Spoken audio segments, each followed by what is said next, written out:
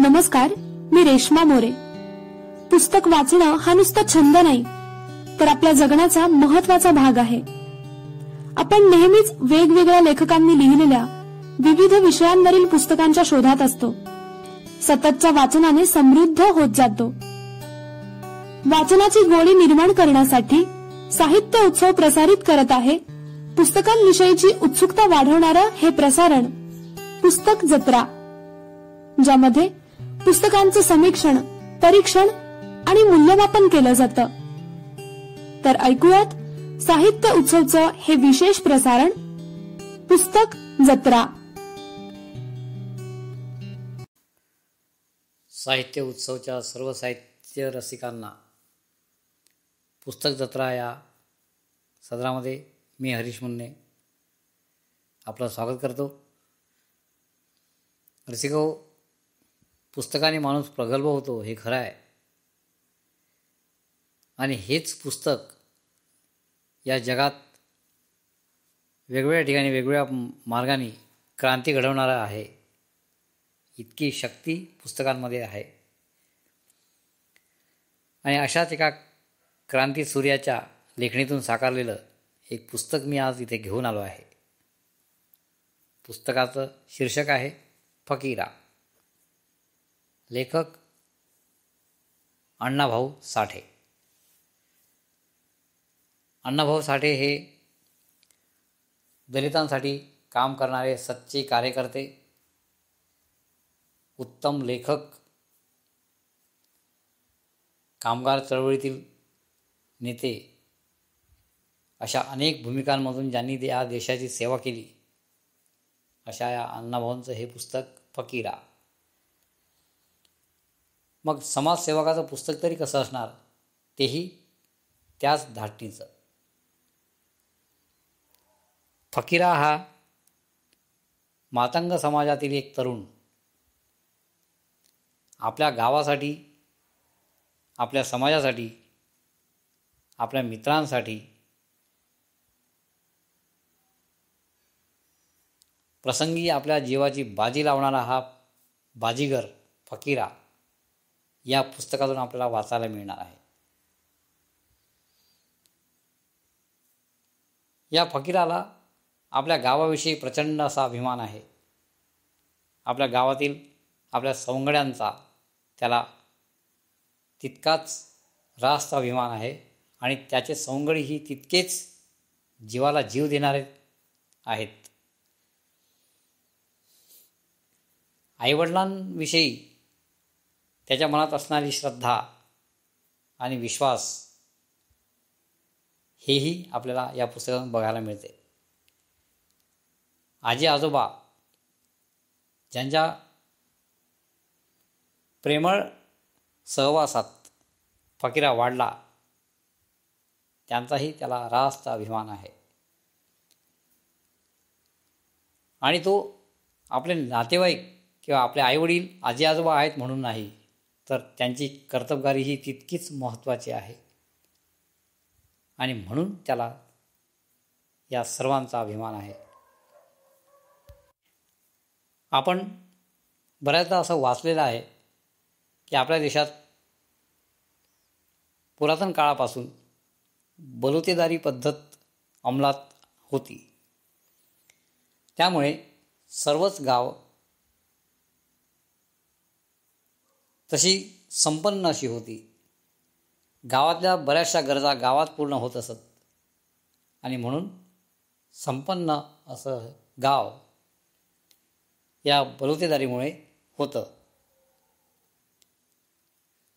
त्यापैकीच एक गाव जे सह्याद्रीच्या कुशीत आहे, त्या गावाचं नाव आहे वाटेगाव.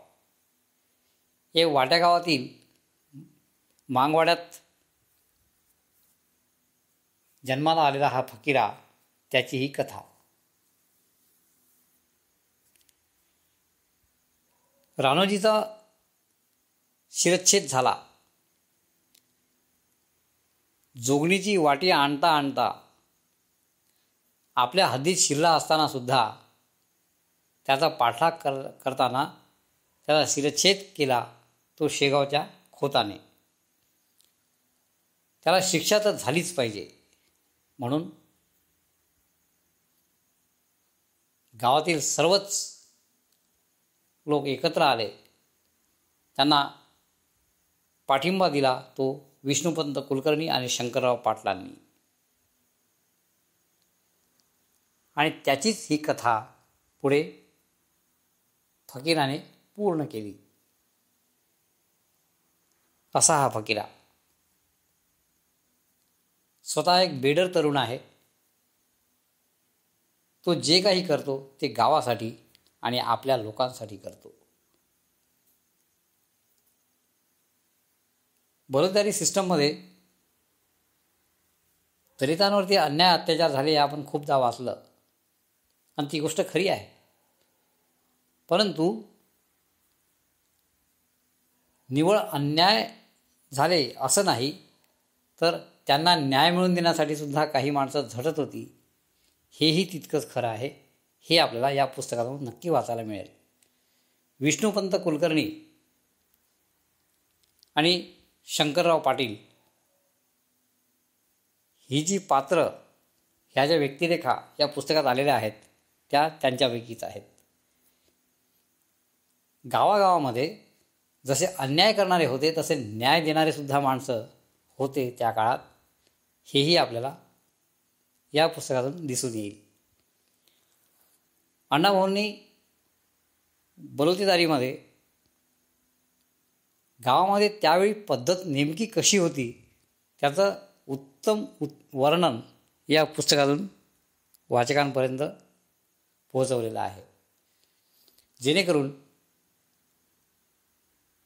बलुतेदारी आणि एकूण गावातली परिस्थिती याचा बऱ्यापैकी अंदाज आपल्याला हे पुस्तक वाचल्यानंतर येईल. या पुस्तकातील फकीरा हा शूर बापाचा शूर छावा आहे. जोगणीची जत्रा गावात भरावी म्हणून जोगणीची वाटी पळवून वाटेगावला आणणारा रानोजी आपल्या हद्दीत शिरला असताना सुद्धा त्याचा शिरच्छेद झाला. त्याचा मुलगा हा फकीरा. बापाचा बदला तर घ्यायचा आहे, पण तो आपल्या आचाराने आणि विचाराने त्याच्यासारखं म्हणजेच शेगावच्या खोतासारखं बेजबाबदारपणे वागून नाही. जोगणीच्या जत्रेत जेव्हा खोताने आगळीक करण्याचा प्रयत्न केला त्यावेळी आपल्याच हद्दीत त्याचा हात छाटून त्याला त्याची शिक्षा देणारा हा फकीरा आहे. त्याचे सवंगडी, मग ते घमंडी असो, सावळ्या, मुरा, सत्तू, त्याचा बंधू साधू, असे कित्येक यांची एक फलटण असायची. ही फलटण आपल्या गावासाठी जे करता येईल ते करत असे. मग एखाद्या वेळी दुष्काळ जरी पडला तर त्या दुष्काळातून सावरायचं कसं, तर गावातले विष्णुपंत कुलकर्णी हे सरकारी मुलाजिम असतानासुद्धा ते आपल्या गावातल्या लोकांनी उपाशी राहू नये याची तसदी घेत असत. आणि म्हणूनच ही मंडळी विष्णुपंत कुलकर्णींचा तितकाच मान राखत. विष्णुपंत कुलकर्णी एकदा सांगतात की तुमच्या वस्तीतील प्रत्येक माणूस हा जगलाच पाहिजे, तो अन्ना वाचून मरता कामा नये. मग करायचं काय, तर प्रसंगी दरोडा टाका, पण आपली माणसं जगवा. मग हा दरोडा टाकायचा कुठे, तर आपल्या भरोशावर ज्यांनी आपली गोदामं भरलेली आहेत त्या गोदामांवर, त्या लोकांवर. प्रसंगी लूट करायची वेळ आली तरी लुटा, पण कोणाला, जे अन्याय करतात त्यांना. अशा प्रकारचे हे पात्र विष्णुपंत कुलकर्णींच्या रूपातून या पुस्तकात आपल्याला वाचायला मिळतात. शंकरराव पाटील आणि विष्णुपंत कुलकर्णी यांच्यासारखेच अनेक लोक त्या काळात होते हे आपल्याला लक्षात येईल. त्याचबरोबर रावसाहेब पाटील तर बाजीबाचा मुलगा म्हणजे शेगावचा खोत यांच्यासारखी कारस्थानी माणसंही त्या काळात होती. गावात चांगली माणसं असतात तशी वाईट माणसंही असत हे या पुस्तकातून अण्णाभाऊंनी दाखवून दिलं आहे. आणि हे खरं आहे, नाण्याच्या दोन बाजू असतात आणि दोन्ही बाजू उलगडण्याचा प्रयत्न या पुस्तकाच्या रूपाने अण्णाभाऊंनी केलेला आहे.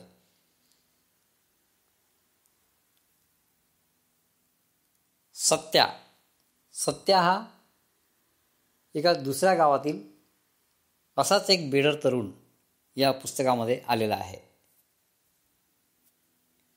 जो गावातील अबला स्त्रिया आणि गरिबांवर होणारा अन्याय ज्याला सहन होत नाही असा हा सत्या